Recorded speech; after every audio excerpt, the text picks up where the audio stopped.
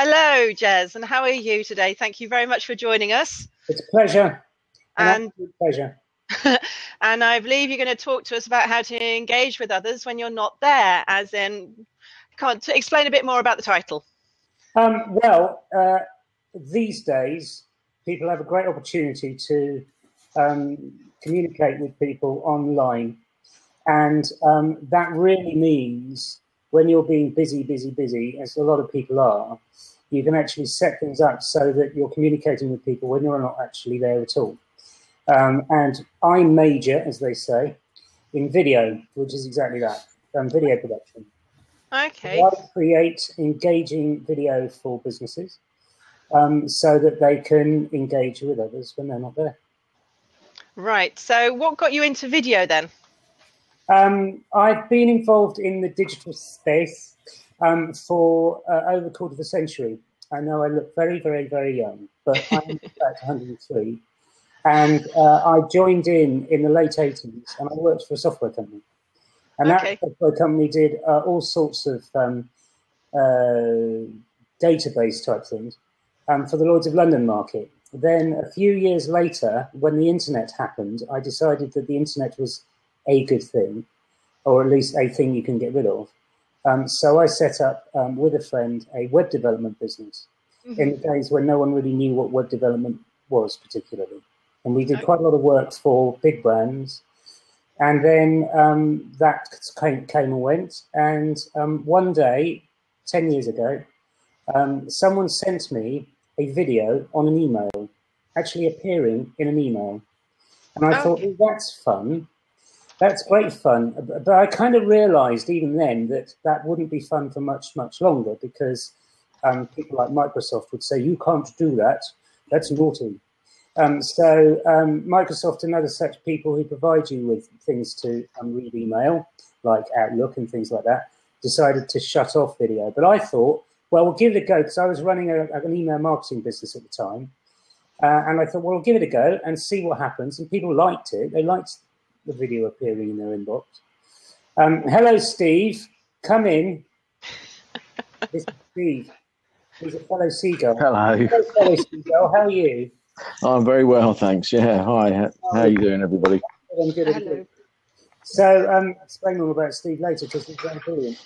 But anyway, so what I did was I thought, well, it's not just that it's on an email; it's video, and online video has to be the thing. And this was, about 10 years ago. It was mid 2006.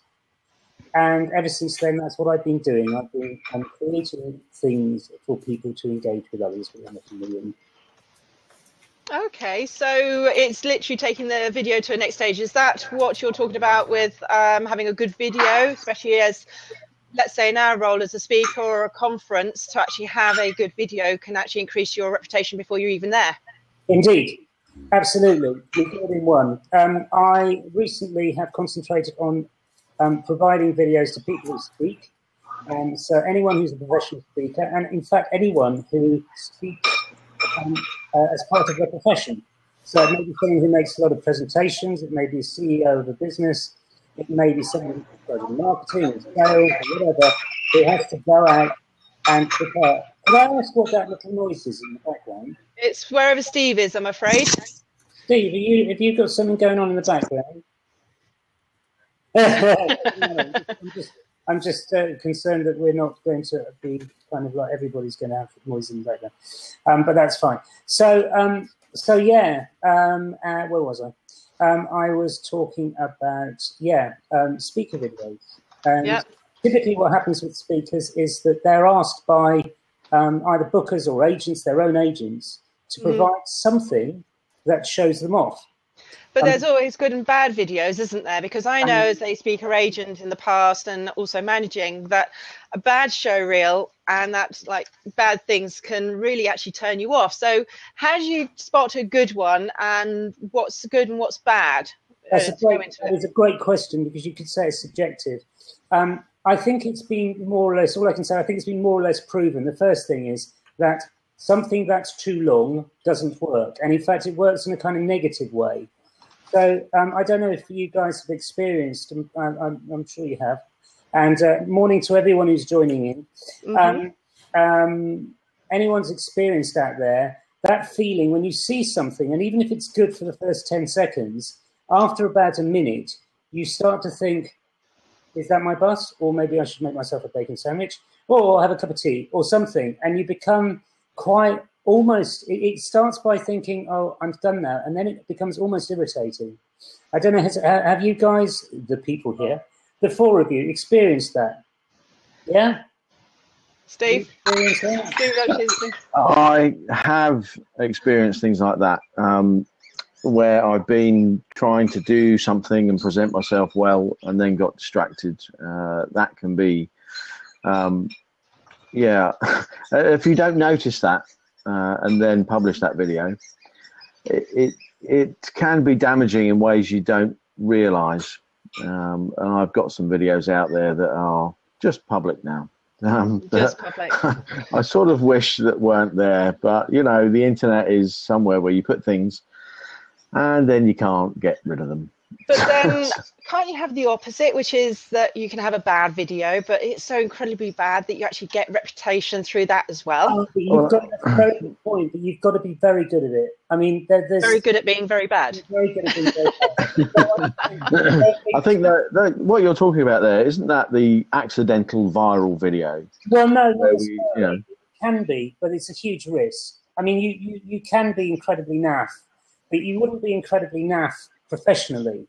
If you want to be naff professionally, you've got to do it in a very, very clever way. I do know this. There are a few people I know who do this sort of parody thing beautifully in business. And check out a guy called Troy Hitch, who's an American guy, who's been around for 7 or 8 years doing this stuff online, and he's a genius. He does the naff thing fantastically, but these are comics who are kind of almost professional comics as well as being professional people. I mean, he's a artist and a graphic designer, and he's run an agency, so he kind of knows exactly what he's doing. But doing naff is great, but you've got to be really brilliant to do naff great. The accidental viral thing is completely to do with what you might call consumer video. It's nothing to do with professional video, and in my view, and if it happens, it happens. That's fantastic. But I don't think that anyone should risk it in a business, and yet they do. Well, I've actually been asked. I've been asked by people if I can produce them a viral video. Exactly.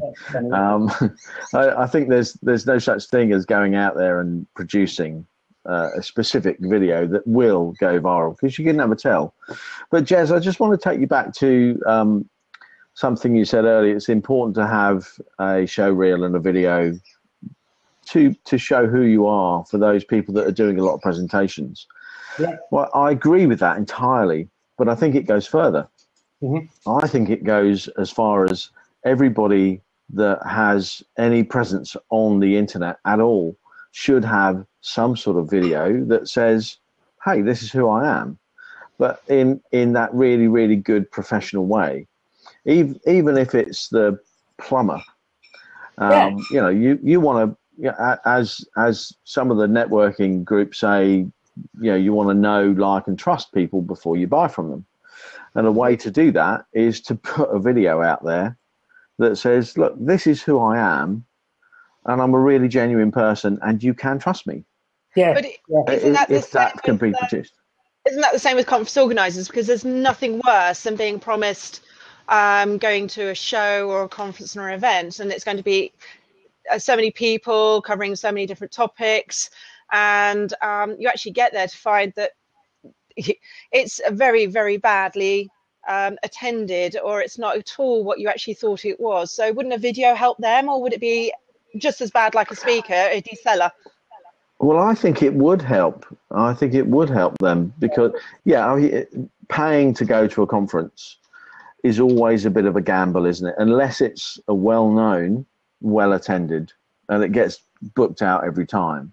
If you know that that's going to happen, you're happy to pay for the ticket. But if it's something you've not been to before and you're not quite sure, it's a bit of a struggle to pay for that ticket, isn't it? But if you could have video that showed maybe the last thing you did, or could give people a bit of confidence, then video is going to be very, very important. And I think video is just so much more important than it was 5 years ago, for example. Everybody is searching videos to find stuff these days. It's not just have you Googled it anymore, it's have you watched that YouTube, and it's that sort of stuff that gets people engaged. And I think there's the key word really, is that engagement, because you do need, if you're in business and you're trying to sell your stuff, you want to get people to engage with you, know you and understand who you are, and further to that, understand that they're a good fit for you. Mm-hmm. Yeah, absolutely. Totally. Sorry, you got a bit robotic then, Steve. I don't know if you're aware of that. Might have to refresh. You've got all Dalek-y. No, that's absolutely right. I think, am I okay now? Am I more fluid now? You're better now. I think videos become much more... people are more aware of it than they were for their own purposes. I think that 5 years ago, people were aware of video, and it was all good. It's just that I think people are now beginning to think, do you know what? I think we should start thinking about having a video. And my job is to help people understand, apart from anything else. I mean, my business produces video for people. But one of the things that I really have to do these days is to help people understand how they can do it, or at least how they can go about doing it. So how would you help a conference organizer, for example? I'm very much well aware of the speakers. Speakers understand about the benefits of a video, and a good one done well. Yeah. But with some conference organizers, I've been working with them over the years, and some of them have used the video because they know the benefit that if they can showcase what they're doing, then they can attract a better class speaker. And if they can attract a better class speaker, then they know they can attract a better class audience or more audience engagement. So what would be the good points and the bad points that a conference organizer might need to look out for, a company might need to look out for, over and above a speaker, for example, or is there no difference? Well, there probably is a difference, but I think that it goes, before the question gets answered, I think you have to work out what the question is. In other words, with anybody who wants anything, you have to combine what they want with the people in the room who can help them. In other words, I would have to ask the conference. I mean, there are general questions, of course there are, and there are, a conference organizer may say, I want a conference video because I want to reach more people, or I want to reach the right people. That's a guess, Even that's it's an educated guess, but it's still a guess. The best thing to do is to arrange conversation between people like me and people like them. And of course, you can do that in blacks, and you can do that in nice, easy ways, so you don't have to go and travel and meet people or sort your diary out particularly, just to find out exactly how you can match expertise with requirements. And the reason why I say that is because in my experience, that's the way that things have really happened. I used to work with an agency, a creative agency, who employed me to help them understand whether things were possible. And as a result, things started to move. And I think that's one of the things that one needs to be aware of, is that you can't really, that's a whole briefing thing. You know about briefing? Mm-hmm. Yeah. That's the whole briefing exercise. And they have to kind of come together before anybody actually makes any kind of decision about what they actually want. Do you see what I mean? Yes. So does that include where they actually place the video? Because I don't know about you, there are times when I've gone on a website, I mean, we had it ourselves where we put the video on there and it was to play automatically. And as we were building the website, we even got sick of our own little kind of jingle and tune. But and then others sort of like then commented on it that every time they landed, they didn't like it and they liked the option. But I've noticed that there are some websites that the video automatically plays, and other times that it doesn't. Is there any rhyme or reason, or is it just personal preference, or does that actually help to build reputation, or does it destroy it? I think in that case, I mean, I'll bring you in a sec, Steve. Sort of this is very much your thing, but in my experience, one of the things that with all this sort of thing is confidence. If you decide to do something and you've got a fairly good idea that it's going to have some impact, you stick with it for a certain amount of time. Then if you're being, and then on balance, if you're being told that things aren't quite what you should be doing, then you change it. But you always build in contingency, because no matter what you decide to do in the creative sphere, you've got to have a plan to do that and a little bit more and a little bit more. So you've got a strategy for it. It's like a lot of things. You need a creative strategy. You need a video strategy. You need a sound strategy. Whatever you decide to do, there has to be a strategy so that if this doesn't happen, then this happens, and this happens, and this happens. You see what I mean? Okay. Well, I think the on the autoplay thing, I think that's a real no-no. Auto-playing anything on a web page where people are not expecting it and people don't is just a big turn-off. Any website that plays music or video that I go to, I pretty much close down straight away. And I think a lot of people do that, or they stop that music or video from playing. Unless it is absolutely captivating from within half a second. Very difficult to do. Only half a second. Yeah, absolutely. Yeah, because our brains process information at a fantastically fast rate. We can make a decision in less than half a second to whether we like something or not. And if that video is not captivating... Steve, sorry to interrupt you. I'd go a little bit further than that. Sure. I think that it comes back to this thing about whether you're doing something. It's a bit like the parody thing. Once upon a time, when you went onto websites, something would start playing. It would be a tune. It would be a pinky little tinky thing. It wouldn't be particularly well produced, and it would irritate the hell out of you. And I mean that in the broadest possible sense, because a lot of people did it for a little while, and then people stopped doing it.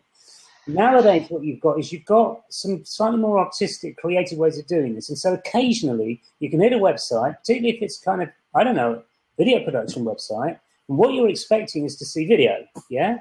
So if there's something playing in the background, and it should be on mute, by the way, but it is auto-playing. I agree with you. If you've got a sound coming at you, then the likelihood is it will put you off, because sounds really are, you're sensitive. Most people are very sensitive to sound. But with visual things, it's slightly different. Burgers can exactly.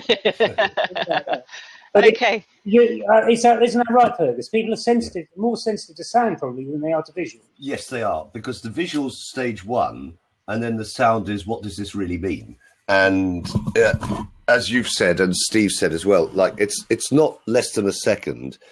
It was studied very heavily. We've got two sound routes into the brain, and the primary one, which goes straight to the limbic system, is 0.005 of a second. It's 5 milliseconds. If you don't like that sound, you are not going to keep listening. By the end of 5 seconds, you've been in agony. And as Steve said, we think very fast. Wow. And if the emotions are thinking really fast, and if it's, I don't like that sound, I'm gone. So you've got 5 seconds on a video to win it, or 5 milliseconds on a video to win it. Yeah. And that's interesting, because one might not think that. You might think, well, actually visuals, but it's the way people react to things. It's not about how fast sound travels or how fast light travels, comparing it like that. It's not like that at all. How fast we feel, basically, which is very fast. It's often said that the most important thing in video is sound, which seems a bit weird to people, but you'll watch a bad video if the sound is superb, but you won't watch a video if the sound is rubbish. Which is an interesting cue. Thank you, Steve. That's not set up, was it? Not at all. But it happens. Because when I produce video, and when my business produces video, the first thing that gets produced slightly unusually, because this doesn't normally happen like this, is the soundtrack. Because everything I do, everything's composed. So if you're a speaker and you want a speaker reel, as it happens, I will compose the soundtrack. Right. And then what happens is that the edit runs from there. So if you've got a whole load of footage, which is the way it works, you get a whole load of footage, you put it together. But it's not quite that simple, because you get a soundtrack, which, by the way, isn't just picked out of the air. That's briefed in as well. So I asked people, what are the three favourite sounds or pieces of music that they know that would follow them into the room? In other words, the three pieces of music that are most suitable, that they would have as their backing track, if you like, when they were speaking. Typically, entrance music. Yeah? Mm-hmm. So they picked three, and I used those three music as the basis or the inspiration for a track, and from there I produced the video, and that's it. And so for me, sound is absolutely crucial. So it's literally coming back down to like the old game of I name that tune in 5 notes kind of thing. If you get the right notes, that the first person who looks at your video for the first few minutes, they either straight in or straight out. Yeah, absolutely. And in other words, if you in the practical sphere, if you are making a video and you think, okay, now I need a piece of music, and you go to these online, you get loads of online music libraries, and go, I'll have that one, and then you put it in, then you're basically genericifying yourself. You're not actually your personality. You're taking away your personality, basically. And that's what I deal in. It's all about personality videos. It's about you.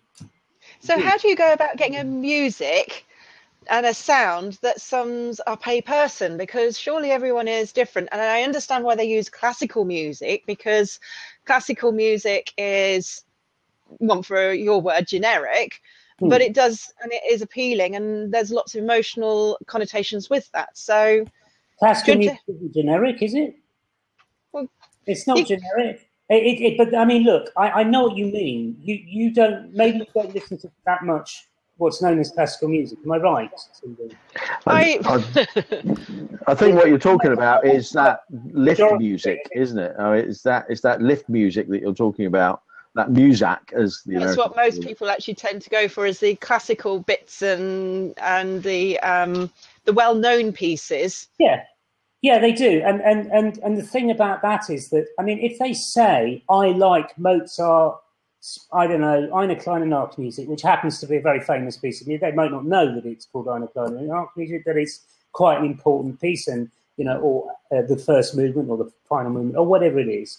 They pick it, they go, oh, well, this piece of music, and apparently it's Eine kleine Nachtmusik. Or they like a track by the Beatles, who are, let's face it, probably the most popular pop group there's ever been, and they like She Loves You by the Beatles, let's say, and I said, well, that's good, okay, so you like that, and they say, and I like something by, I don't know, the Pet Shop Boys. So 3 pieces of music, one's classical, let's say, one's the Beatles and one's Pet Shop Boys. I will be able to work out the sort of sound that they would like to have in them, and this piece of music, by the way, is individual to them. It might not be original, as in completely and utterly, I've never heard anything like that before, because most music isn't like that. But it is part of their personality. And that's the point. If you just play Eine kleine Nachtmusik or a track by the Beatles, apart from, well, possible with Mozart, but definitely with the Beatles copyright issues, then it wouldn't be part of your personality. Because it'd be too much like the Beatles, and too much, well, it'd be the Beatles or Mozart or whatever. Do you see what I mean? Mm-hmm. Yeah? Okay. So let's say then you've had, because of course you deal with speakers and getting their personality captured within the first 5 seconds, 10 seconds of a video. What happens then if they actually pick the wrong piece, in your opinion, for their content? Does that give the listener, the watcher, mixed messages subliminally? Or well, that's why I asked them to pick 3, because I don't necessarily combine the 3 pieces of music. That would be rather slightly absurd. I asked them to pick 3 because it's more than likely that one of those pieces of music will be the piece of music that I actually think, do you know what, that is you. But it's 3. I don't want them to pick 10 because it would take too long. I don't want them to pick 1 because, as you rightly pointed out, Cindy, you go for that one piece of music and you don't agree with it, then you're stuck. That's why I asked them to pick 3. Okay. So have you ever had it where the speaker's content is just not videoable? Totally. Totally. Now, I don't know if she's around playing with us yet, but there's a wonderful person called Annabelle Kay. And I did, and she's a speaker, and she's a brilliant speaker, and she specialises in employment law and employment relations. And she did and I know she probably won't mind me saying this, she was booked to do a talk where there was no one there. And the organiser said to screw that, basically. There's no one. No. And what's more, the video was the video camera was at the back of the hall. Ouch. The whole time. Ouch. Annabelle, who was brilliant and consummate professional, just kept going. And it so happened that her talk had some wonderful sound bites in it. I saw the video, and I thought, well, maybe we won't show the video, but what we will do is we'll have the sound bites. And what I can do is I can create nice, simple, animated content, so little animations. In her case, it was little words moving along. They're called kinetic type. So they're like moving type that kind of can help to send out a message in a kind of attractive way with her sound bites behind it. And it worked rather well. And it broke up. The other thing is it worked well because it broke up the content of the video. So we had 2 minutes with these little sound bites inside it, and it worked absolutely beautifully. So the answer to your question is you can use unvideoable content. Of course you can. Oh, so long as audio is right. So in that case, it would help the conference organizer. I mean, I can't believe that they actually had nobody there, but Yeah. Well, no, but these things happen, you see. I mean, speakers, I'm sure a lot of speakers have a lot of stories about, oh my God, I turned up to this, and it was just like, help. But someone's given me loads of props. Thank you, whoever you are. I think I might be seeing this. It's a beautiful thing. Thank you very much. More props. But yeah. But certainly, most speakers, most professional speakers, should be used to talking to nobody. Certainly I am. I do a lot of practice. Talking to the mirror or the wall or an iPhone stuck on the shelf. And that's how I do. So I'm well practiced in speaking to no one as my audience. So it's no surprise really that Annabelle Kay could do that and get it right. It's Annabelle, you do need to practice. I have to say, Annabelle could speak to a brick wall for 10 hours. She really could. There you go. She's very, very good. Yeah. Well, she's away on a writing week this week, and unfortunately, where she is, they have very bad broadband. So I believe she might be listening in. It's the bane of all our lives. One of the, we're all broadband. trying to get broadband. Most important. Not only does Annabelle live 2 miles from my front door, she does a very mean gin and tonic. Oh, well, that's all the point, isn't it? Okay, round to Annabelle's later then, when she's back.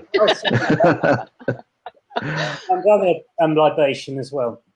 Okay, so coming back to video. Yeah. We now know that it's less than 5 milliseconds and it's mainly down to the music and your very first opening to actually capture your audience. Mm-hmm. How can you use it as a strategy? Because you mentioned that before, on building that reputation so that before you're actually in that room, on that stage, people roughly know what they're going to get, but don't feel that they've seen it all.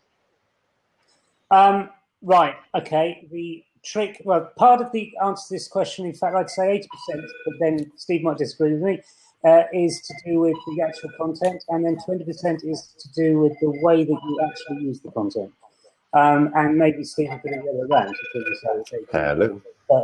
But as far as I'm concerned, as a creative video producer, the most important thing in any of this is the edit. So that, and that's not just speaking as a person who does professional editing, but it's to anyone who wants to take whatever content they have that they've shot and put it together in a sensible and a creative way that actually does engage with their audience. And the trick is, and my tip to anyone out there, is watch the television. And this one watches with a critical eye, instead of just watching it like this. Or a film. If you watch television or a film, like, for example, anything that's popular, like the Great British Bake Off or The Apprentice or something like that. I'm picking two things that you might call reality TV. But, you know, you could watch any episode of EastEnders or Coronation Street and it'd be exactly the same. Jez, I think, sorry to jump in. Steve, hold on for a second. My point is that if you watch television, then you will notice that the camera never ever stays on a subject in the same position for longer than about 10 seconds. That is the biggest trick.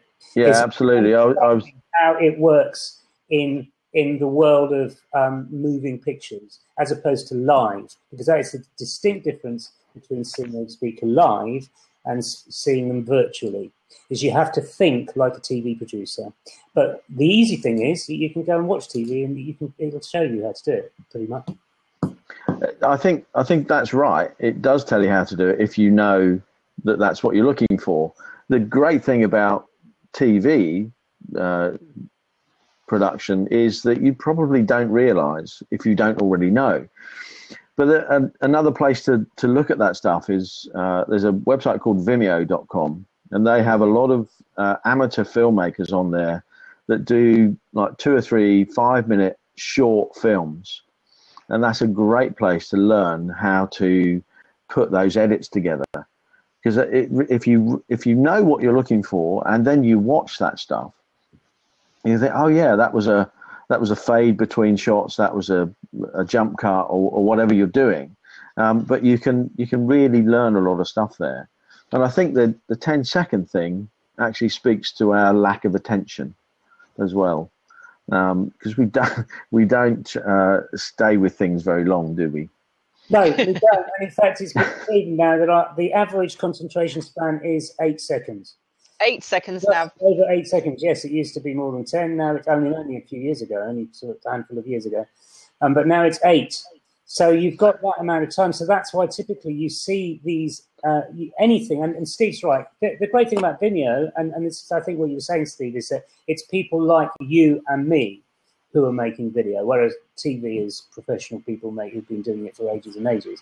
So that's what's really good. There are other sites like Vimeo, but Vimeo is one of the more popular creative places. And people might say, well, why not YouTube? Well, YouTube is just a mess of video. It's just got loads and loads of video. Vimeo was created for people who are trying to create video, as opposed to people who just got a video camera and they just upload it, where anybody can see them.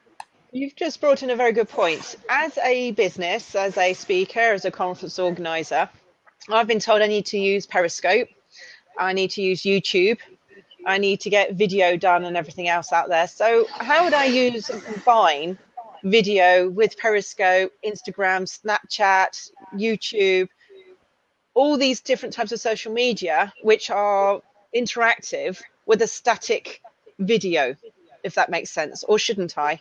Or do I use one to the other? With a static video, what do you mean? Well, Blab here, we're interactive. Yes. YouTube is one way. It's just me and you, just perhaps and then people watch it. Broadcast. Periscope, Periscope is you get to see what's happening, but you can't comment on it too easily. It's not a two-way thing. But video, we are told in business that it's one thing that we always have to have is a corporate video. So can we get that through the social media, or is the two should never mix and it should just be kept to the video, to the website, or how do you use it? So if you think, I think it's all about what you intend, and your marketing intent, really. So you want to get yourself out there and well known for the right things. So you need to choose carefully the things that you use to get your message out there and to display your personality. Okay. It might be that Periscope is exactly the right media to use to get that sort of live feel out there. That is, I mean, from my experience, most Periscopes videos are awful. They're people in cafes walking down the street, throwing their mobile phone down on a table propped up against their coffee cup that they have to then move around to when they want to drink coffee, and so on. So they're usually pretty awful. Well, most of them. I'm sure there's some that I haven't seen that are wonderful.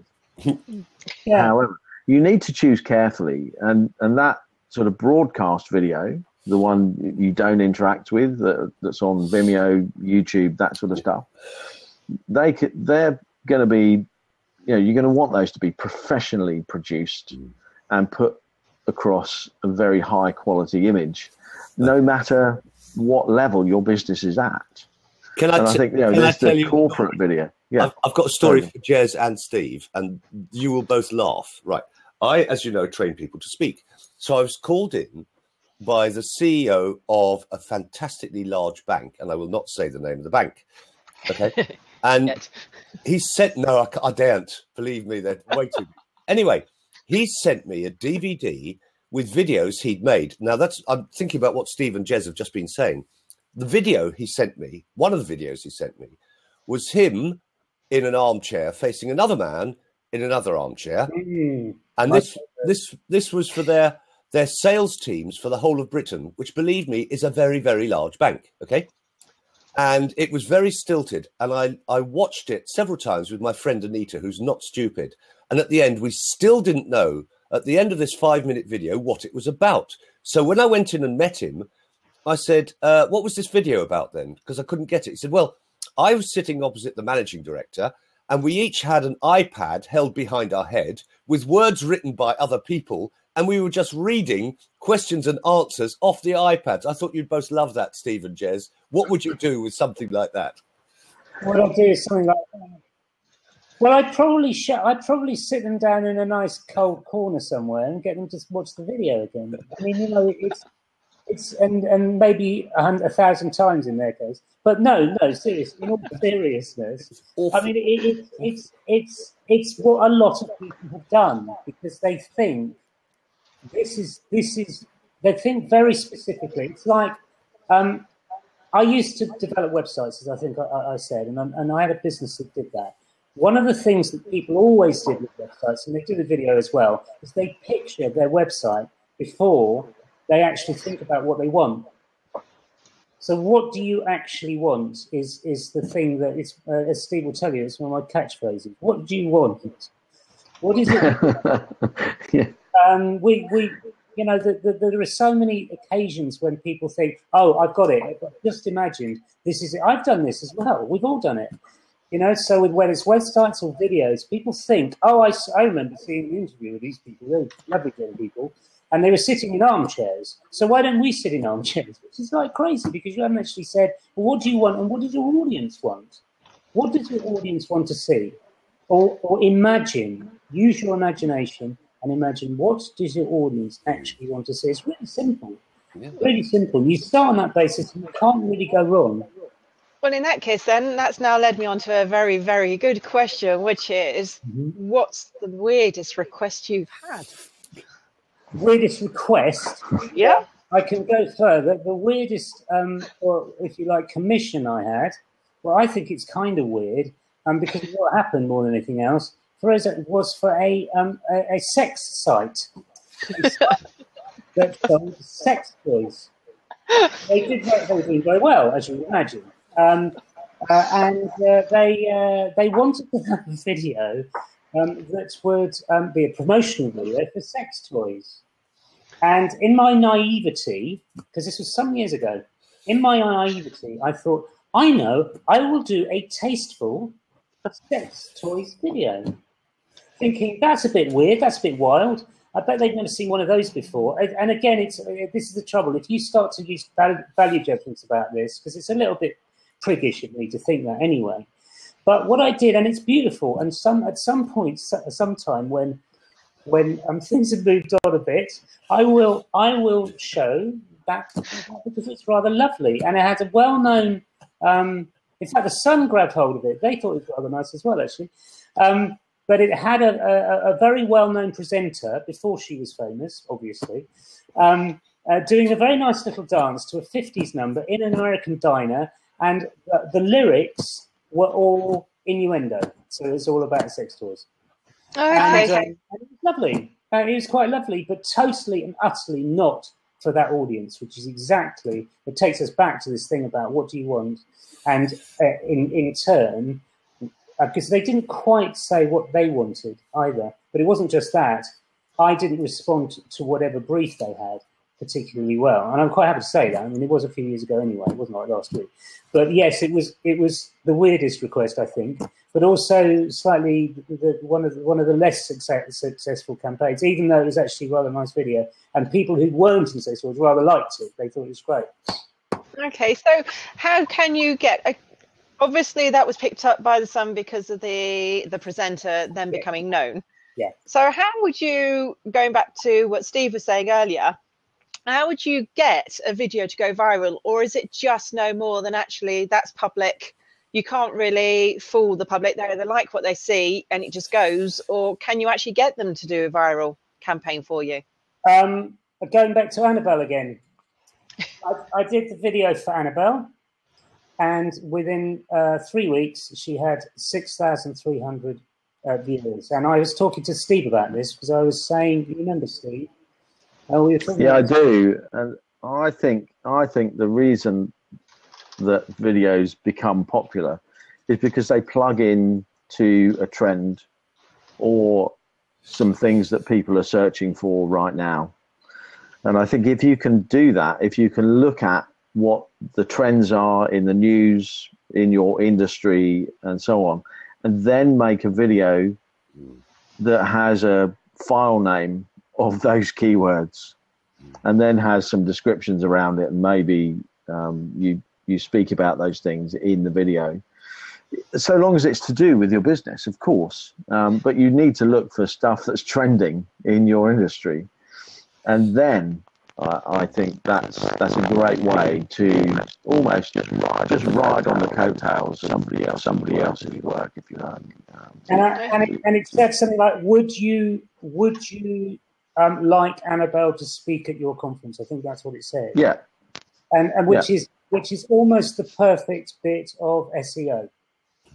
So yeah. I think if people are looking for someone to speak at my conference, a video file that says, "Here is someone to speak at my conference," or the speaker name and so on and so on. You just want to plug into all those keywords and trends and make sure that you tick every box that people are. If I can come in, I think I told Cindy this story before, and I'm quite happy to say the man's name. Graham Davies is a wonderful speaker. He's a great friend of everybody in the PSA. He got himself onto Sky one day, this is years ago, when Gordon Brown was leading the Labour Party, and he said, "Gordon Brown is to politics what Arnold Schwarzenegger is to embroidery." They called him straight into the studio. Like within 10 minutes, they said, "We need you here, Graham. That is so good." Naughty. Well, of course, we could do exactly the same today, couldn't we? Yeah. We could say Jeremy Corbyn is to come on, help me out. And then famous, almost immediately. But you see, Graham could do that because on the back of what he talks about, that's relevant. And I think the key is recognizing what is relevant, because I think you can get yourself into a lot of trouble, or you end up going down the wrong avenue with the wrong audience. And I know there's a lot of speakers that have ended up in the wrong area simply because they followed what's responded to them, as opposed to them trying to get their audience engaged. That's absolutely right, and that's exactly the point. And if you combine it with Steve's point, with Steve Fergus's my point, it's kind of the answer, if you like. It's got to be good content, so it's got to keep people on the page, have impact, but also be interesting enough. In Annabelle's case, it was a couple of minutes long, to keep people on the page, keep them there. And when I say page, remember, these aren't just videos that can be on YouTube or Vimeo. They can actually be embedded onto your website, so you can use the content from YouTube on your website and all that kind of stuff. So it's all good stuff. You combine it with Steve's point, and Fergus's point, and your point particularly, Cindy, about relevance, then that's kind of the answer to the question. I think that one of the things there.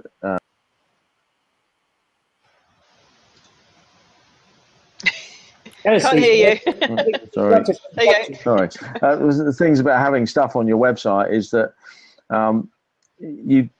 when I build a new website for a client now, I automatically make a space in the design for video, and I put a test video into those designs, so that people then, with the client, will then think, oh, I need video. It's one of those automatic things, and then I can sort of push that through.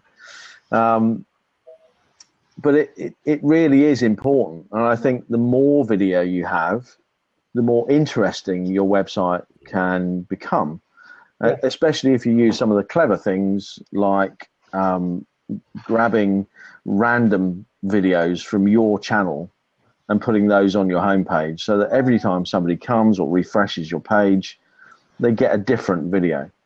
Okay. That can be quite powerful, and if that different content can be married up with some different words on the page as well, so you've got a video and an explanation about what that video is, then that's great for Google as well, because you're sort of refreshing content all the time. Yeah. So it's every time somebody visits, there's something different and new on the page. Okay, so would you then combine that with what we were talking about, with following and commentating on things that are relevant for the news for your audience of that week, so that when they're searching and stuff, it just picks up and they can see that you've actually just been on top of the news all the time? Yeah, I definitely would. I mean, if if you're speaking to a particular niche audience, and most speakers do, they have a niche audience, they don't speak to everybody. If you can pick things out of what's happening in that industry this week, and then do a weekly roundup of that as a video, people will come back for that, because people like to watch that stuff. Mm-hmm. We watch the news. There's less newspapers being read. There's more video content, online content being consumed in video, so it makes it a very powerful medium to include on your page. And then if you're doing a weekly roundup, at the end of the first year, you've got 52 videos that you can swap in and out, and so you've got masses of content to do an annual roundup as well then, so that you can edit together. Okay. So, yeah, it's a good way to become known. Yeah, absolutely. It's a very good idea. Very good. Jez, Steve, Cindy. Cindy, we're losing you. But I've got to actually Cindy, go. we're losing you. We're losing me. I'm not. I've still got you. Jez is frozen. Jez is frozen. Jez is frozen. He's lost us all. Jez has frozen, yeah. I'm really looking forward to the recording of this. It's brilliant. But I do have to go and meet Dan Kennedy this afternoon, who's the chap who introduced Anthony Robbins to the world. And so I've actually got to go and film him. Jez, I'm going to film him. Oh dear, hard work. And a lovely gastro dinner afterwards. So I better get a move on. But it's lovely, fantastic. I'm loving it all. Wish I could stay, can't. Thank you. See you soon, and speak with you Wednesday. Yeah. Bye, people. Bye. Bye. Cheers, Rose. Bye. Well, and there goes. So hopefully Jez is refreshing his screen as we speak. I'm sure he is. I think he's gone out and trying to come back in. There's just a little bit of they're still working on it, and it's still being new and still being beta. There's just every now and then a few little glitches, but yeah. So you use video, and you actually do a lot of video work and content as well then? Well, I like to. I'm not a professional videographer, but I like to shoot video, and I like to think I know what I'm doing, but Jez just advises me where I'm getting it wrong, so he's a really good guy to know.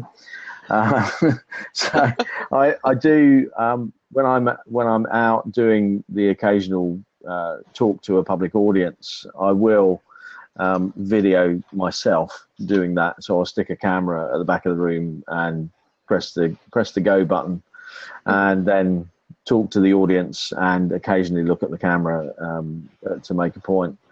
Some of those are out there that I've done at networking events, and they're the awful things. So with me looking a bit crazy. Yeah. Well, you know, it's in the early days of me doing public presentations and not really knowing how to do it. Okay. Yeah.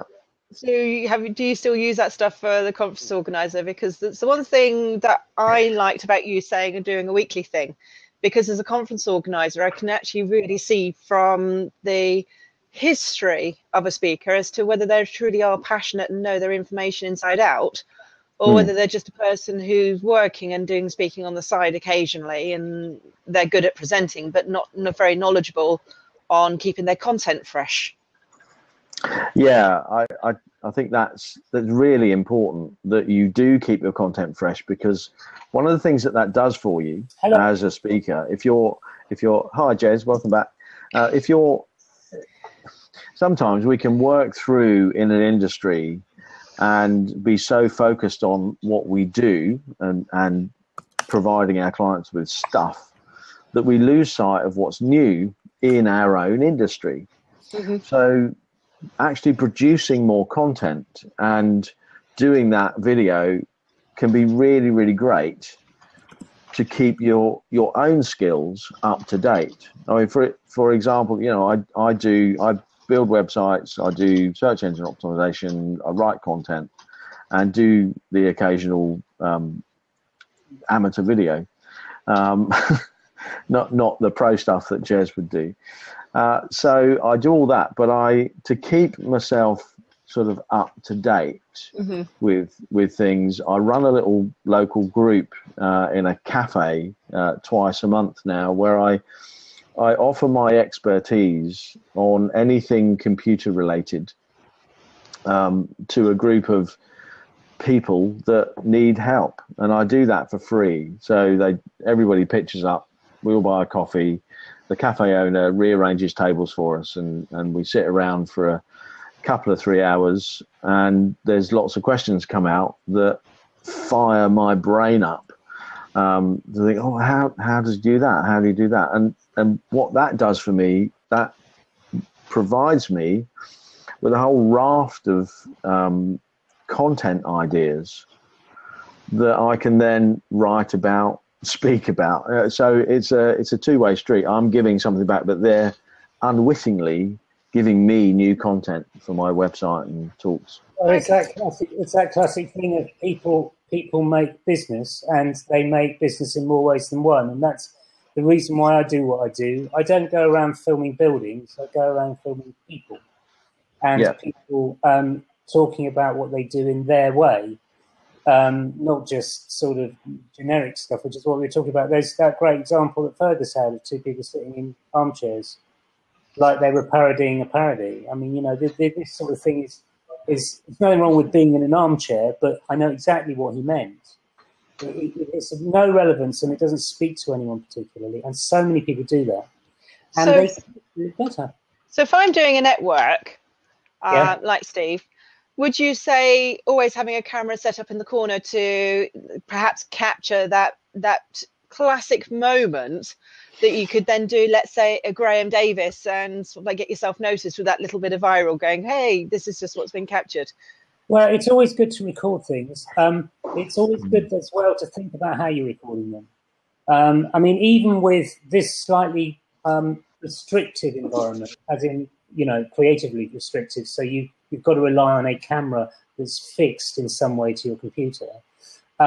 You've got opportunities. So, for example, Cindy, you've got some kind of creative stuff in there with your logo, and you've got something nice on top of it, so it's kind of making it interesting. You've got quite a nicely lit room. Steve got his beard. I mean, what can I say? I mean, it's just a beautiful thing. So he doesn't need to think about anything else at all. And I've sort of done a few things in the background, as you can see. I mean, the important thing is that with what you've got, think imaginatively about how you can use it. So even in your situation, Cindy, where you're doing a network group or something like that, you could almost get people to get involved in it by saying, let's have a kind of selfie, or let's do this, or let's record something, or do it in a kind of fun way, and then put that out so that everybody's sort of been involved. There's a story behind it, and then you can just upload it. I mean, even that simple. Well, I think there's at networking event type stuff, there's an opportunity there to put the type of video that Jez was speaking about earlier, that soundbite video, because I think there's a lot of stuff said and done at networking events that's absolute garbage, and you wouldn't want it published anywhere. But if you can go around with a camera and a microphone, grabbing sound bites that are natural. I was going to say that look natural, but if you're wandering around a networking group and just really in the background videoing people. I mean, I used to do a bit of pro photography, and they were always the better photographs. The ones, I used to do some weddings and stuff like that, and they were the photographs that were taken where people didn't know that it was happening were always far better and more popular than the setup stuff. Right. And I think that's the same with video. If you can get that right, and you can get the good sound happening, and you can capture a conversation that's happening between a couple of people at a networking event, then put a couple of minutes of those little sound bites together and put that out after every networking event, then that networking event is going to become more popular, because people are going to see actually what it's like and the types of conversations that people are having. I tend not to have I really don't go to networking events anymore, apart from the one I organise. It sounds a bit selfish, doesn't it? And it is. Very good strategy. But when I did go to networking events, I would hardly ever talk about business. I would always just have random conversations, like, where have you been on holiday? Are you going to the park this afternoon? What cafe is good locally? Stuff like that. I never ask anybody what I did, mainly because I'm sort of almost not interested. But people always ask me what I did, and they seem to be the only conversation that people have at networking events is, what do you do for a living? And and I think that's a precursor to, now you've told me, I'm going to tell you what I do, so I can sell you stuff, right? And I think that's how networking events work, and it's really bad, and one of the reasons I really don't go, because I don't think they work much. Depends which networking group you're going to, mate. Having said that, I tend to agree with you. I mean, actually, because Steve and I, as you may have gathered, are kind of sort of spiritual brothers in a sort of way. So he's got hair, I don't. But we both live in Hove. And I've been along to one of Steve's things. And it's I think, Jez, that what maybe we're the positive and negative of the same person. We are indeed a battery. That's what we are. And we have all the energy in the world, and we're polar what's it called. But the great thing is that so Steve's group is brilliant, because it's helping members of the community who didn't know that they could do various things. And Steve says, well, you can, and I can help you. And obviously I join in and butt in and all that sort of stuff. But it actually works really well. And there are other groups where people are very open and warm. And yeah, you're right, they don't tend to talk much about business. They talk about, or if they do, they talk about it in an incredibly enthusiastic way. So it's like just having a conversation about, I don't know, the rugby, or I don't know, your favourite dress, or whatever it is. You're giving me ideas here, actually. No, because... one of the popular things last week was, how does the cloud work? And there's a sort of complete non-understanding of how cloud computing and cloud storage work. So we got into things like Dropbox, iCloud, Amazon Cloud Services, and that provided me with the subject for a blog that's now published on my website. So actually, then, you could do a bit of a comedy parody of going along, snapshotting various people having these kind of little bit of conversations, but then you open the video with a precursor of you interviewing, saying, I'm just going to go along to this networking and we're going to ask people, and you actually put out a question that can be sort of like tied up but different to, like, what do you think of women in black sacks and we're wearing black dresses, and then they're talking about the cloud and actual stuff coming back. Well, we're talking about Dropbox and that type of thing. But now what we're doing here is comedy and linking serious stuff to comedy more viral than just plain actual business stuff. I think done well, that would be hilarious. As for it being viral, I don't know. I'd still go back to thinking that you have to tie the question you were asking and what you were doing and the answers that you fed back in to those questions. You'd have to tag those back into something newsy that was happening this week. You know, I mean, like, you know, I'm in Hove. The Labour Party conference is happening in Brighton. So, you know, maybe what do you think of Jeremy Corbyn's tie this week? You know, and it might be that you plug some of the weird answers that you get from other questions back in to that. Except he's unlikely to be wearing a tie, isn't he? Really, I mean, Jeremy Corbyn doesn't do tie. I do Chinese. You see, there you go. Tie. I mean, there you go, Jez. It's already funny. Let's welcome Jordan. Exactly. Natural rapport. No, I mean, absolutely. You're right. No, Cindy, you're right. If you can put humour into something, it makes it so much better. And you don't even have to, I mean, you know, to be honest, you don't even have to stage it or set it up or anything. There is humour in everything, you know? And it's like when people say, or your kids say, chill out, Dad. I mean, it is. It's almost like that. You just be natural and be yourself, and all sorts of humour can come good. And that's with anything in video production, in this kind of environment, anywhere really, and certainly networking. Okay. Wrong like that.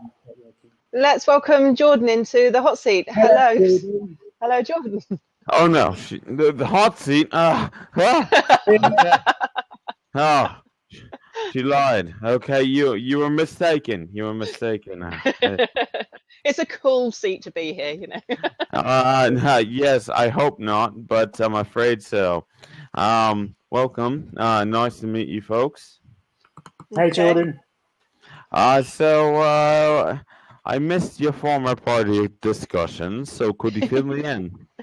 We're talking about how we can get a video to go viral, how it can build your reputation before you get there, so that, you know, as a business, a speaker, a conference, whatever you're using a video for, if you do a good one well, then that's half the battle before you actually get through the door to actually talking about it or yourself or your service. So one of the things that the chaps have actually hit on is if you can do it actually really does open the door a lot for you, as long as it's in a positive viral and not a bad viral. So bad virals live for the laughs. We all laugh at, you know. Yes, of course. Hey, a guy fell down, tried to skate down a railing. Yeah, he hit some parts of the human anatomy, and funny. But where is he now? But good versus bad, I think, is a bad way to look at it. One person once said, "Good publicity is just publicity." I mean, it's good. Everything's good. I think when it comes down to good and versus bad, my biggest issue is people are trying to manufacture something that is kind of organic in a way. I'm not saying that it just happens and it happens to be caught on camera. I'm saying it's something that has to be perceived as something just caught on camera. And the beauty of things like X Factor, the Britain's Got Talent. They have a vetting process. They can go through the good and the bad, and then they can throw the bad to the proverbial lions. Mhm. Correct? And it's good sport. It's great for the advertisers. It's great for everything. But what we're looking for here in this sense is how do you take, let's say, even a car salesman, Mhm. a petrol salesman. Um, how do you make his video viral? I think that the true secret is to first of all don't listen to us. I mean, yeah, if you spend too long listening to us, you're just going to delete the video and say, hell, I'm going to go get an education and be a lawyer. But I think you need to do something special. And I think special's hard to come by, but when you see it, you take it, and good luck to you, because I think there is a lot of luck when it comes to how you approach things. Now, can you do it in a way that strategically you approach a certain person, you say, hey, take a look at the video, take a look at what we're trying to do. Yeah, of course. But I think what it comes down to is viral is it just is. I mean, you could get the plague walking through the Grand Canyon in the United States of America if you're not careful. It exists still. Um, so the same thing. You travel through 8 billion people in the world, and I think you have a shot. But it's all about luck and seizing moments. Well, this is one of the things that Jez was saying, because one of the unfortunate things he had to work with is a speaker that turned up to do their presentation on a day where there was no audience because the conference organizer had forgot to invite everybody. Oh, So that's great. Great planning. Yes. absolutely. So they managed to shoot a video, but edit it in an interesting way. Mm-hmm. And then he then fired it out to her target market, which is very niche and very specific, with a catchy kind of title. But they still managed to get 3,000 people opening it, 6,000 views on YouTube. which video good. For a particular target market, which is very small and niche, that was viral. So you can have viral in different ways of being a multi-million like PewDiePie. Or you can have like Annabelle did with 6,000, but it's all about having her engaged as a speaker for them, which in the conferencing world, that's, it's like, wow, that's good. and Jordan, I'm sure you're aware of this thing called hyperlocal. You mentioned plumbers and, tradesmen and people who do stuff like that. Yeah. And there is a concept which is hyperlocal, which actually isn't a bad concept. There's so much bullshit and kind of jargon and stuff, but the concept of hyperlocal is cool, which is basically saying if you have a local audience, then you concentrate on that local audience and you talk to them in a way that they would recognise. So, for example, Steve and I, we're from the same location, and we talk about Hove. If this was just going out to Hove, it would probably be very popular because it's out online, where quite a lot of people can see it. So people think, oh, blimey, that's Hove getting out there, out there. So they'll think, oh, well, that's nice, but Hove becoming popular because a couple of Johnnies are sort of making it a bit more popular than just going down a local coffee shop. But also it references local coffee shops. It references, somewhere where the people can immediately identify with. So that if you've got a local tradesman who says, here I'm at the Coffee and Dates on Church Street, join me, or something like that, that will have a lot of effect. And again, it's a video. It does something. So it really depends on your audience, and it depends exactly who you are. So you made a very good point, which is, what about these people? Anybody can do video, and anybody can do it in an effective way to communicate what they do. Well, think about this, and I would like several of you to think of scenarios, what I throw out mine, in which how we would handle a situation, a business think about some scenarios here. So for mine, let's say there's a local mechanic, and he does great work, but he knows for a fact down the street the guy's overcharging you. He's changing wiper fluids. He's flushing your valves in your car, what have you. He's doing things that necessarily are not needed and charging more money. You can go the malicious route. And you could have somebody go undercover. You have them go in there, have their car done, get the full price, ask just enough questions not to raise red flags, and then come out and use that as a personal experience there. You could basically replicate that in a commercial saying, here's what they're doing, here's what we're doing. You can go the malicious route. But the best part is to set them up to have the malicious route, that to set them up to the point where they can be recognized as malicious while you build up the competition, no tie to said competition from the good mechanic.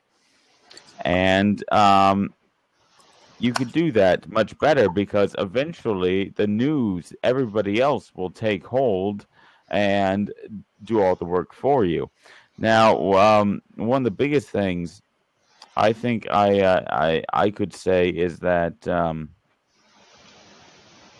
when it comes down to it, you're talking about social media, you're talking about advertising, you're talking about business promotion and growth and differentiation. Well, what it comes down to is, let's say, is it Jez? Is it Jez? Yeah, Jez. Sorry, sir. Is it Jez? Yes. Okay. It's Jez. It's Jez. Jez. So, okay. Well, you and I can change a tire. Well, you can assume I can change a tire. Yeah, I can assume. Yes, you're the guy who can change a tire. That's pretty funny, but I can change a tire. So we're down there. We both can do the same job. What are we going to do to show that the other service doesn't that they can, but why should they? I think that's a good point, because that's what Steve was saying, that depending on how you classify viral video as well, is how you'd actually need to respond as well. So I'm going to quickly step out at this point, because he's got some very good responses to how you classify the viral, and I'm going to ask him to come in. So do you want to jump out? I can jump out quite happily, unless no, you're reading it. Jump in. Yeah, throw me out. Really, Steve. Stay. Right, he's jumped out, and I offered. Steve is, no, that's Hello. lovely. Hi. Hello. How's it going? Hi, Steve. Nice to meet you all. Some people for the first time. Steve. Hey, Jordan and Jez, and our illustrious host. I'm going to jump in, jump out. It's very bad, isn't it? Sitting here on Blab when you're trying to work, and then somebody says something that you think, You've got to get in. Yeah. No, it's good. It's good. Shouldn't you be doing radio right now? Yeah, well, I'm trying to get my render going, and I'm having a bad morning. I want to share my two small pearls of wisdom. I've been on YouTube 6 years now, and I'm going to say at the highest level, how do you make a video go viral? And I mean proper viral, so everyone's talking about it. Here's the truth. That's a classic. Wow. You can't. Exactly. You can't make it. Sorry, Jez? No, you're right. No, you're right. You can't make a video viral. It will become viral. It's like mutating language. You cannot do it. That's absolutely true. What you can do is you can use a little bit of nous to just kind of increase the chances of it becoming popular. But you cannot force viral. No, of course you can't. That's right. So, having said my big statement, oh, right, great. Why are we listening to him then? Let me just give you some at a lower level. Yeah, at a lower level, the most successful videos I've had, I've lost count. I'm not just Sci-Fi Funk, by the way. I've got 3 channels, okay? And the most successful channel, which still isn't that big, but I have had some videos get over 100,000 views, is History Gamer. So I talk about games. Now, why the subject matter helps or decreases your chance of going viral to a lesser extent. If you're in a popular space where there's a lot of people that are interested in your topic, you've got more chance of going semi-viral, shall we say. Yeah. The other thing is try to be useful. I know that's a cliche everyone says, but that really works. And here's the kicker, if you like, the important thing. Try to be useful in a niche, in some area that hasn't yet, that people are interested in. Perhaps you've done a Google keyword search on it, keyword planner. You know there's some traffic out there, but nobody's said about it yet. Now, I'll give you a practical example. Risk is a very popular game. When I did it 2009, 2010, I spotted that nobody had really sat down and said how to win at Risk. So I did a series on that. Yeah. And that became popular. Fantastic. Yeah. So that's my wisdom here, is find that area that nobody's really done, get in quick. There you go. But I would have thought that somebody would have done that, you see. And I think that's how I think, is that whatever I'm coming to something, it's like Blab. As far as I'm concerned, everyone knows about Blab now. So, and it's like, well, how do you do something? They don't. That's the whole point. No, they Not don't. everyone knows about it. Stop yelling Blab. They'll know all about it. No. Not everyone knows about Blab. That's what's interesting, is it depends on your audience. Now, what's cool, Cindy, is you've introduced a whole load of people to Blab who don't know about Blab. And that's why you're the Blabster. You're the Blabster. And that's it. I mean, you know, that once you did actually, you got it right. Because, yes, if in a month's time, as you might be able to say with a certain amount of confidence, everybody's on Blab now. But right now, not that many people know about Blab in your space. And I think I'm just really cool thing. That is a really cool thing, because it's a very useful thing to be able to have. It's great. The only thing on a Sunday like this, doing Blab, I think. But the only thing I'm finding is people are in my space. They're doing a lot of podcasts, and so I'm finding trying to compete with them. So podcasts still exist. Podcast? What you talking about? Isn't that like 2004, 5 things? Podcast? No, I do a podcast. They're great, but they're not. It's not the only thing. You're right. I mean, people do podcasts, but they will do it because it's easy. You know, it's a thing to do. Do you have Sirius XM radio? Do you use Sirius XM radio in your areas? Sirius XM radio? No. Well, you know, satellite radio, you know, you have all these guests coming in, and you can't see them, obviously, but this is a radio show in which somebody can actually see the 4 people. You know, they can interact, and we can read these comments, but I'm figuring only one of us is, hopefully. No, absolutely. So we can all read the comments here now, but not on the video playback. But can I just go back, Steve? When you were saying you did Risk, yes, did you actually have an audience before you did the Risk? Or did you find that because you did it, the audience came to you because of that? Very much so. Because I did it, they came. I had an audience, but the thing really took off when I spotted 2 games. I did searching. That was the key. I spotted 2 games that were popular, and I just went for the jugular. I mean, I researched. It was good quality information that I gave. Plus, I've been a games player all my life, and I know how to win in certain games anyway, so that helped. Monopoly, I will kick your ass every time. Monopoly, Jordan, anytime. I'm thinking Now, can we 30 years. do a Blab Monopoly? Monopoly, and no one's Is beaten. that possible? That's not possible, but it is. So, Jordan, I challenge you to a Monopoly game online. And Can I be banker? Can I be the banker? Guys, before you play, check out my guide on how to win. No, that's just a cheat. Well, I think what Steve is talking about is something, again, in the biz is known as the long tail, I guess. Because Absolutely, yeah. Long tail. This is the long tail, which is basically, this is something that kind of became a popular term as a result of blogging, really.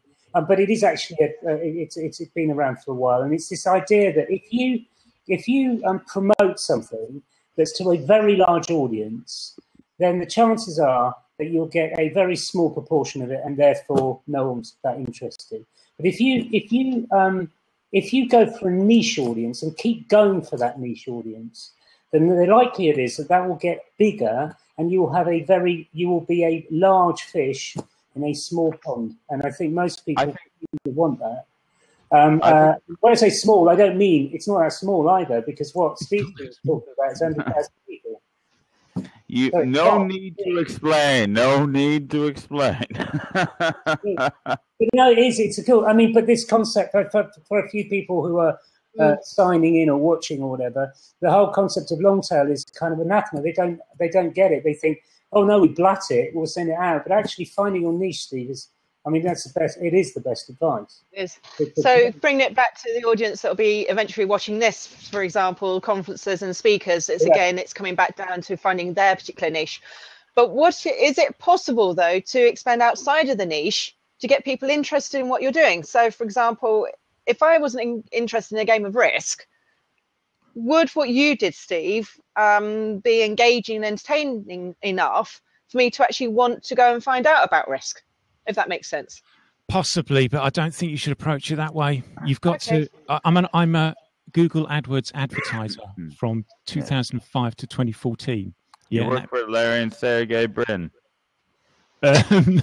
No, I was employed and then I was hired. But no, it teaches you to get to the point. And the point is, people are searching. They want answers now. So meet that need and expand your audience. Right. Okay. Thank you. Yeah. I would like to. I'm going to be listening, but I really have to get this render going. Okay. Kick you out. You can get your render going. Thank you very much. Thanks, okay. Thank you. Right. And he's now gone.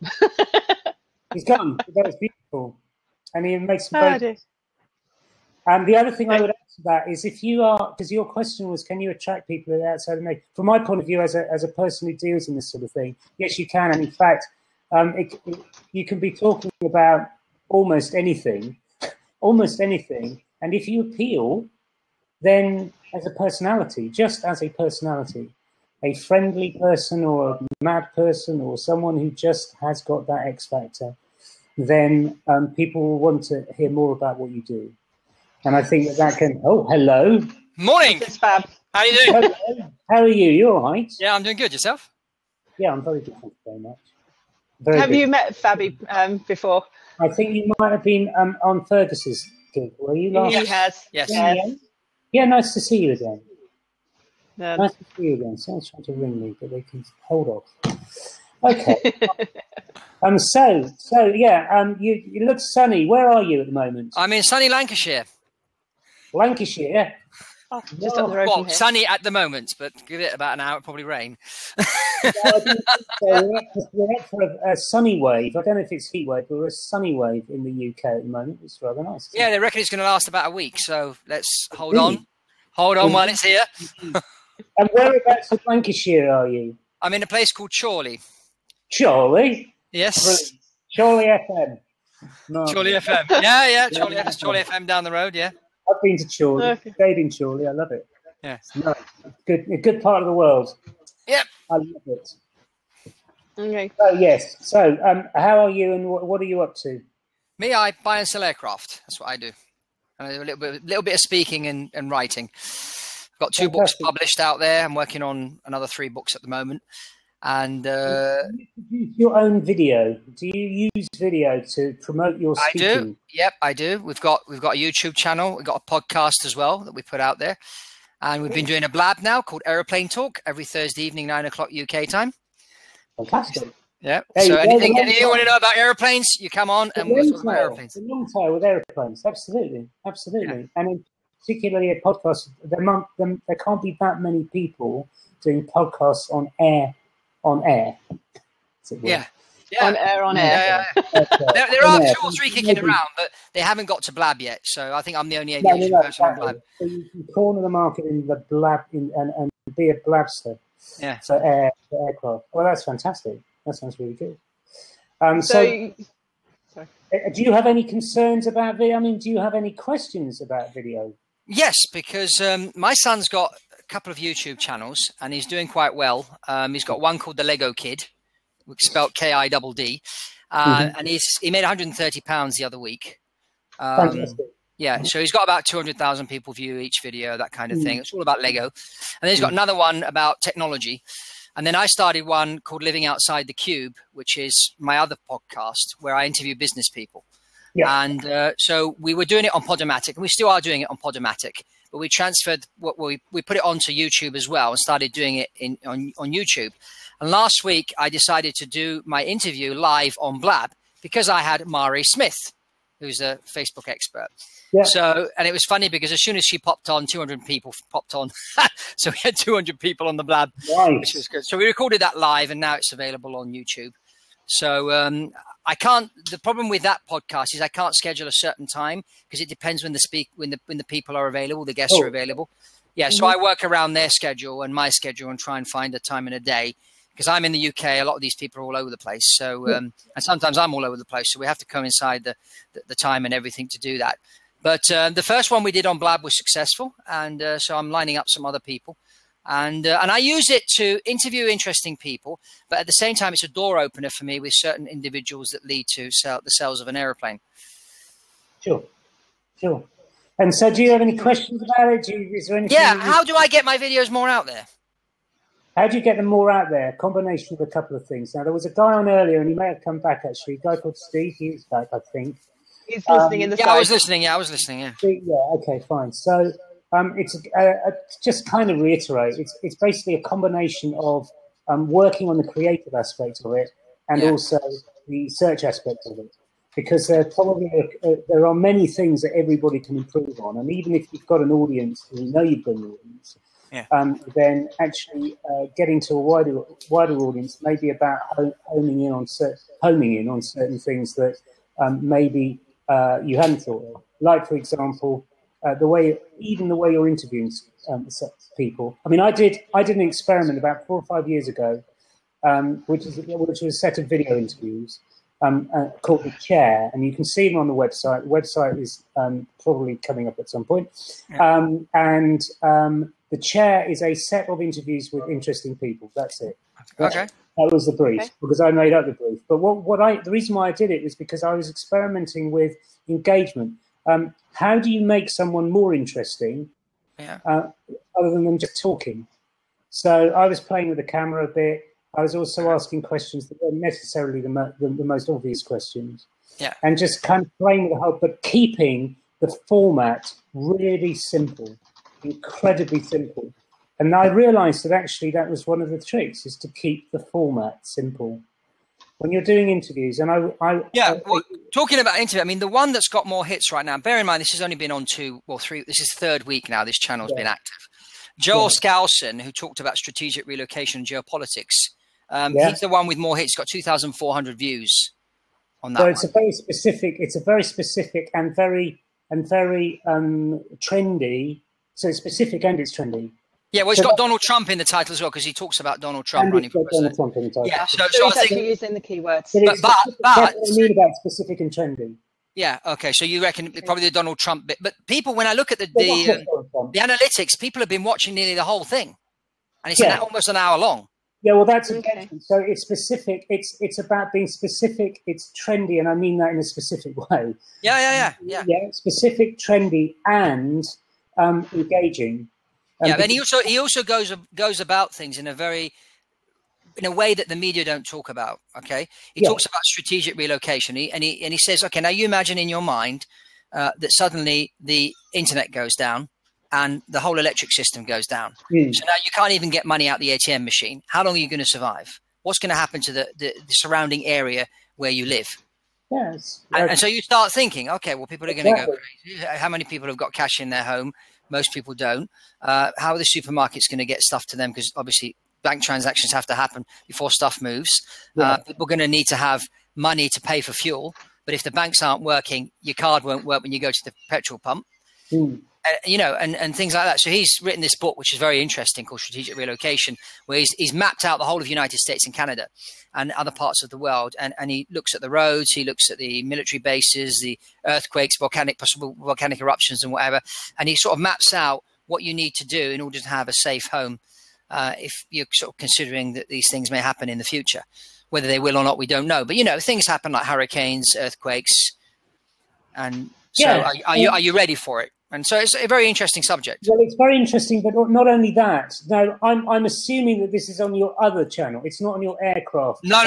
This is on the channel called Living Outside the Cube. Well, what's interesting is that it's related to your primary channel. I mean, for me, this is a growth. That's why I think it's good. That's why I think it's good for your personal brand. It's a growth hacker marketing technique, because as you know, when someone hears your name and they're thinking of doing business with you, they Google your company and your name. Yeah. Okay. So if they Google my company, all the airplane stuff comes up. They Google me, airplane stuff comes up, but also so does this. So does some of my speaking, and so do my books. And so they start researching and say, oh, this guy's got some interest. He does a show. That's different. He's got interesting people on there. That's different. And people want to do business with people that are different, people that are cutting edge, people that, as I call it, think outside the cube. And I use the word cube and not box, because in my first book, I talk about this society being shut in a box. 3D world. Not a box, a cube, sorry, because the cube comes from Star Trek, Next Generation. So I don't know if you're familiar with the Borg. Yeah, the Borg and the cube, yeah. So that's where all that comes into play.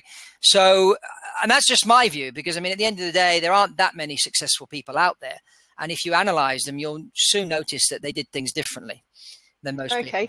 And they did things relevant to their field as well. And the great thing about what you're doing is that everything's related, which is quite important, because if it weren't, then people would get confused and also lose interest quite quickly, because they think, well, is he this or is he this? You know, people who offer something and they offer something else and something else and something else and something else. What does he do? What does she do? I mean, I don't know what they do. But they say, I'm a marketing expert and I do this and I do this and I do this and I do. You know what I mean? So yeah, I think what you're doing is great, because you're being specific, relevant, and you're also expanding your universe, which is wonderful. Well, I mean, growth hacker marketing is becoming a big thing, which is why a lot of people do podcasts and things like that, because it's not a direct marketing effort, it's an indirect effort, and that's where the hacking comes in, because it's sort of coming in from the back door or down the chimney, as I like to call it. Indeed.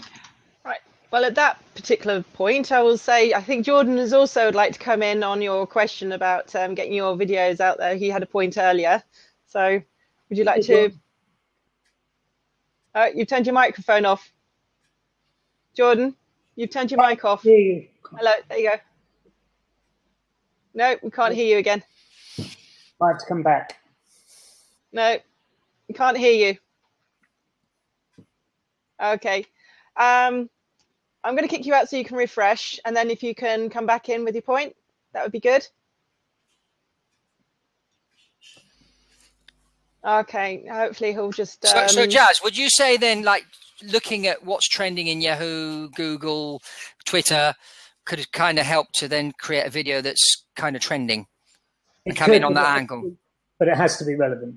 And that's absolutely right. So we've just been talking about the Labour Party conference, for example, which in the UK is happening at the moment.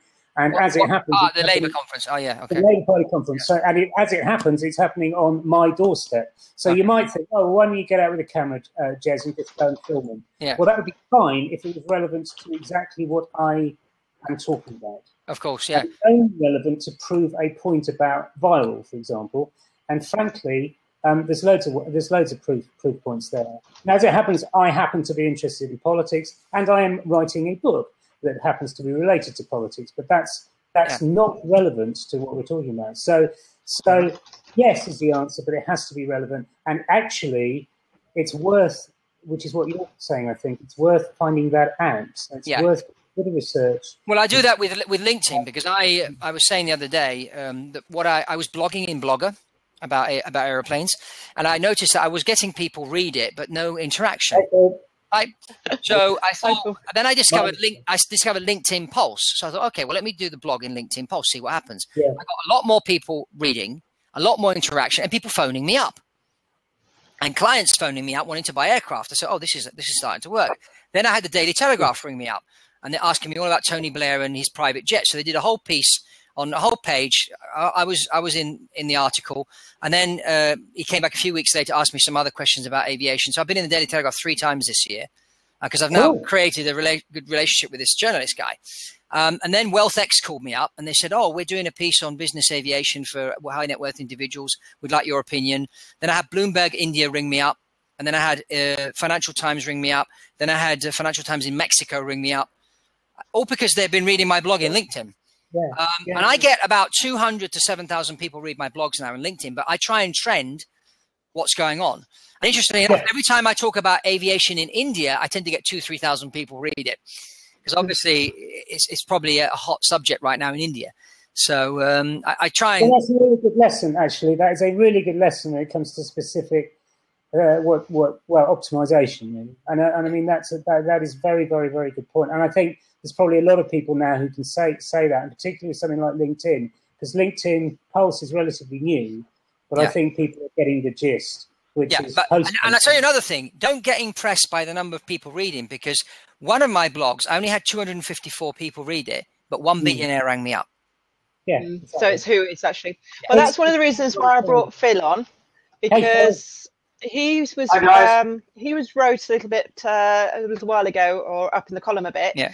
That he was doing business interviews on video websites in 2003. 85% of people could not even watch them. Oh. So you've obviously some change in technology use, along with Jez, because that's where he started off, was in technology, and then migrated over to video. It's all about it's all about bandwidth, isn't it, really, Phil, in the end? When it comes I mean, it's staggering. We used to have to put... we just have to put audio versions of the. And when I do speeches at conferences about digital media and stuff, and when I tell people, especially those under a certain age, that we have to put audio versions of the actual videos next to the video, and some of the younger ones are looking and thinking, "This guy's a total pillock," Well, there's nothing wrong with sound. There's nothing wrong with audio, but it's what people get used to. And I think that, even now, I mean, look, 2015. I've dropped out and I'm on super fast broadband. I dropped out because there was a bit of a bottleneck. I mean, we're still not quite there, but yes. But that could be your broadband, or it could be the Blab here, because they're still working in beta, and sometimes if you've been on it, sometimes you have to refresh whether you like it or not. Oh, right. But there's something to do with a bottleneck of some sort. I mean, it won't just be that the software's just getting a little bit old. I mean, it will be something to do with streaming and some kind of thing. So, even now, people haven't quite got used to it. But yeah, Phil, I mean, that must have been fun doing it as a pioneer. Yeah. It was amazing, actually. Won't bore you to death with it, but basically I was always interested in success and high achievement and all that kind of stuff, personal development and stuff. Mm-hmm. So decided I'd start writing to people who had achieved a certain level of success in business, sport, and entertainment. And one of those lessons in life: if you don't ask, you don't get. So started to get responses, and I thought, well, I've been really cheeky. I started to get some positive responses, and then I thought, well, I'll ask him if I can video them as well.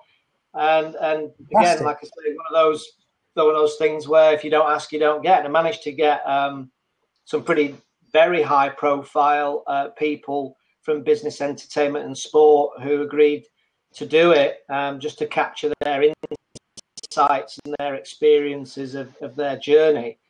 Have you still got those videos? Are they still live? I mean, those videos, are they still around?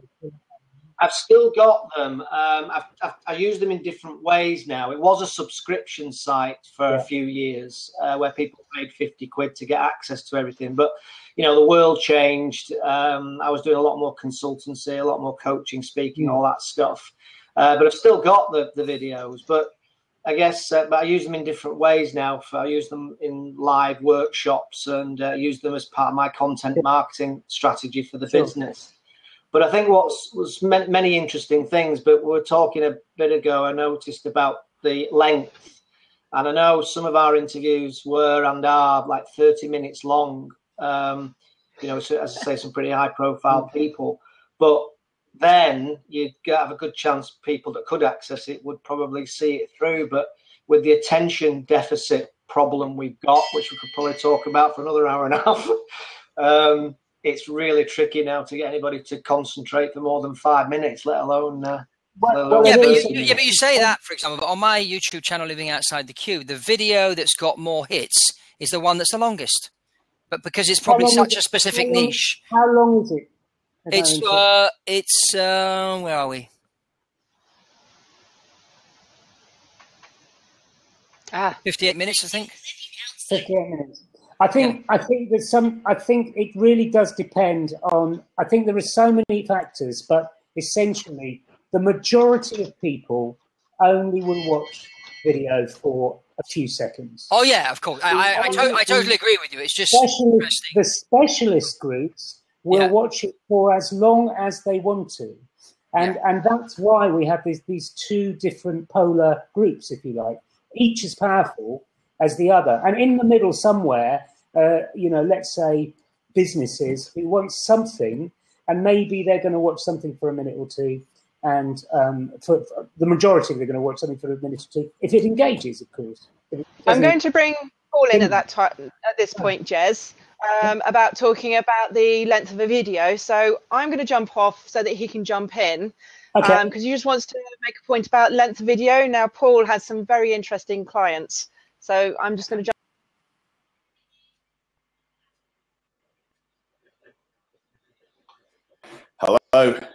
Hello, Paul. Hey, Hi, Paul. I recognise Fabrizio. Hi, you're the guy in Farnborough at the end of the runway. That's me. And Bill, I've seen you before. I don't think I recognise you. Nice to meet you. Yeah. Now, as far as length of video is concerned, now I produce video. I'm a content producer, but the content I produce is generally around social media, for social media marketing purposes. Sure. Now, actually, the argument about attention deficit is a very valid one, and but it depends on the situation, of course, on what the use case of the video is for. So, for instance, I did a video with a client last week, which was actually to promote his participation in one of these ultra white collar boxing competitions, boxing matches. That video. Now, I set out when I said to him, right, we're going to record this video. He had all sorts of ideas about how the video might go. Yeah. And a lot of it was quite corny. And I said to him, no, we're not doing any of that. We're going to keep it to a maximum of 1.5 minutes. Yeah. An absolute maximum. But ideally, I'd like to keep it under 1 minute. Yeah. Right? Mm-hmm. So, and we did that. And actually, I think, if I remember right, it was 53 seconds or something we managed to get it to. Sure. So if you're doing it for promotional videos, yes, I would say you do want to try and keep them as short as you possibly can, because of that attention deficit thing. And also, it depends where you're going to put the video. So, yeah, of course, it's going to go on YouTube, but you may want to embed it on Facebook pages, blogs, and all that type of thing. And if you want to get people's attention, it needs to be short. And actually, I think that the reason why Instagram went for 15 seconds is by no coincidence. No. I think they're going up to 30, aren't they? Are they? Yeah, it wouldn't surprise me. Yeah, they're going up to 30. I read recently. Actually, I think I read. Still not a long time. I read that was on sponsored posts, though. I think only. Well, the reason why it's 30, of course, is because that's the typical length of an ad. So that's right. Instagram has sort of expanded out. That would tie in with the sponsored post thing then, maybe. Absolutely. And I think, but I'm very, very interested in the whole concept of saying something for as short a period as possible, largely because I bang on too much. But also... Then going on to Fabrizio's point, and I had a quick look at Fabrizio's YouTube channel, what was it, Living Outside the Box, when you mentioned it just then. Yeah. And I noticed he's got one of his blabs on there. Yeah. The one with Mari Smith, yeah. Yeah, well, you ain't going to keep that to 30 seconds, are you? And why would you? Yeah. You know, the thing is that if you're using it as a growth hack or,